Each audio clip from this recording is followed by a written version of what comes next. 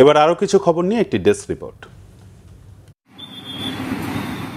শ্রম ও কর্মসংস্থান এবং প্রবাসী কল্যাণ মন্ত্রী আরিফুল হক চৌধুরী সরকার বলেছেন, সরকার রেল বিভাগকে আরও আধুনিক, গতিশীল ও জনবান্ধব করতে পরিকল্পনা গ্রহণ করেছে।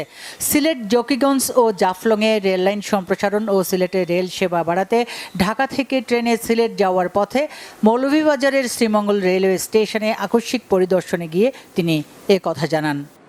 এদিকে রেলপথ প্রতিমন্ত্রী হাবিবুর রশিদ জানিয়েছেন, রেলের সম্পত্তি নতুন করে লিজ দেওয়া হবে না। বর্তমানে যেসব লিজ রয়েছে সেগুলো পর্যবেক্ষণ করা হবে।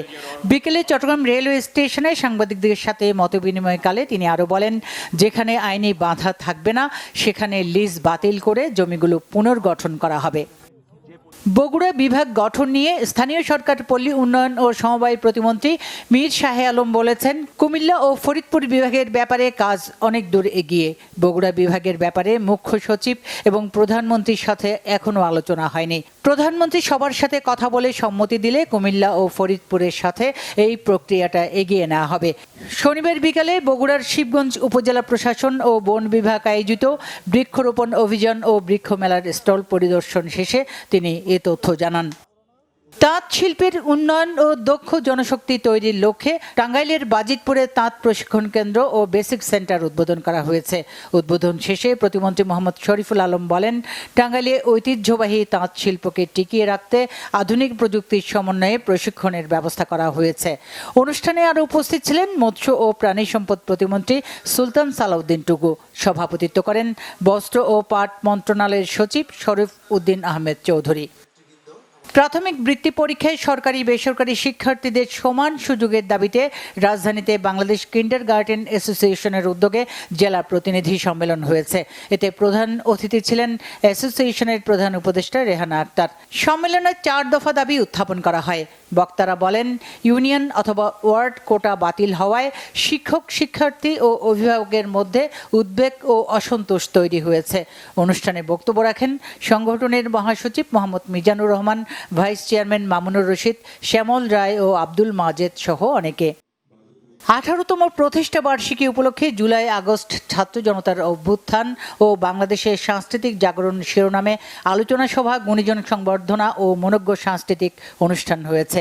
স্বদেশ সাংস্কৃতিক ফাউন্ডেশনের আয়োজনে সন্ধ্যায় বাংলাদেশ শিল্পকলা একাডেমির জাতীয় চিত্রশালা মিলনায়তনে অনুষ্ঠানে প্রধান অতিথি ছিলেন সংসদ সদস্য এম রুহুল কুদ্দুস তালুকদার দুলু।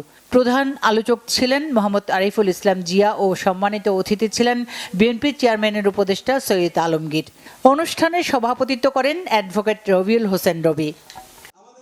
বিএনপি চেয়ারম্যানের উপদেষ্টা মণ্ডলীর সদস্য ও ঢাকা 2 আসনের সংসদ সদস্য আমান উল্লাহ আমান বলেছেন, বিএনপি হচ্ছে এদেশের একমাত্র উন্নয়নের দল। এরই মধ্যে প্রধানমন্ত্রী তারেক রহমানের নেতৃত্বে সারা দেশে বিভিন্ন সেক্টরে নানা উন্নয়নমূলক কর্মকাণ্ড শুরু হয়েছে। বিকেলে কেরানীগঞ্জের বাস্তা ইউনিয়নে গোয়ালখালী আদর্শ উচ্চ বিদ্যালয়ের প্রাক্তন শিক্ষার্থীদের পুনর্মিলনী অনুষ্ঠানে তিনি এসব কথা বলেন। সম্প্রতি পানি সম্পদ প্রতিমন্ত্রী ফরহাদ হোসেন আজাদকে নিয়ে কুৎসা রটানোর প্রতিবাদে বিক্ষোভ, প্রতিবাদ সমাবেশ এবং সংবাদ সম্মেলন হয়েছে। পঞ্চগড় জেলার সব সচেতন সনাতন ধর্মাবলম্বীদের আয়োজনে এসব কর্মসূচি পালন করা হয়।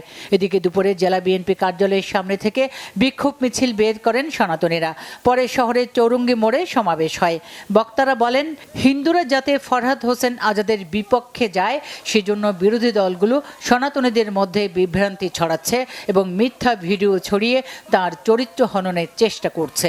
পরে তারা একটি বিক্ষোভ মিছিল নিয়ে পঞ্চগড় প্রেস ক্লাবে সংবাদ সম্মেলন করেন কুৎসা রটানোর প্রতিবাদে।